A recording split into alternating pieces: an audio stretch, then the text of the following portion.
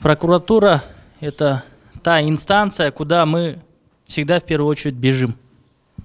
Сейчас для нас, для представителей гражданского общества, надо понять, что специфика несколько изменилась у прокуратуры. Если ранее, до 2010 года, прокуратура осуществляла надзор за единообразным и точным исполнением законов всех государственных и муниципальных органов, да, то сейчас деятельность органов прокуратуры была поставлена в рамки, можно сказать.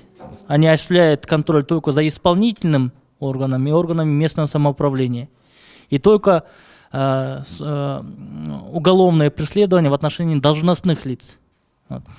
Здесь поднимается очень такая злободневная тема, с которой мы все сталкиваемся, когда в судебных или в иных органах мы сталкиваемся с тем, что представители, будь то государственных или муниципальных органов, а в отдельных случаях и отдельные сотрудники прокуратуры представляют в суд недостоверные сведения.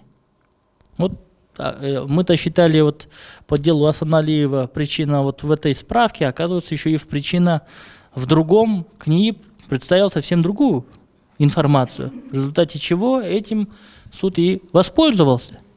А когда эти лица будут привлекаться к ответственности, у нас статья есть в Уголовном кодексе предоставление недостоверной или ложной информации, да, которая нарушила права и свободы человека.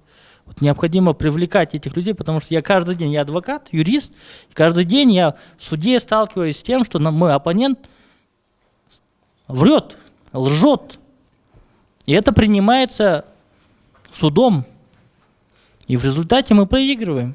Но пока мы не заставим того же представителя УМС, архитектуры, мэрии, пока мы не докажем и не скажем, что за то, что ты приходишь сюда и врешь, ты будешь нести ответственность, они так и будут продолжать.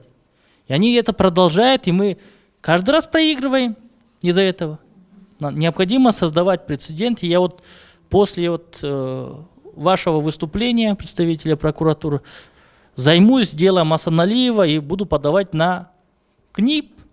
Вот я буду подавать на Бишкеклов архитектуру, вот в городскую прокуратуру о возбуждении, и на КНИИП тоже буду подавать, потому что пока мы не научим чиновников отвечать по закону за свои действия, безнаказанность порождает безнаказанность. Так и мы будем продолжать вот в этой каше вариться.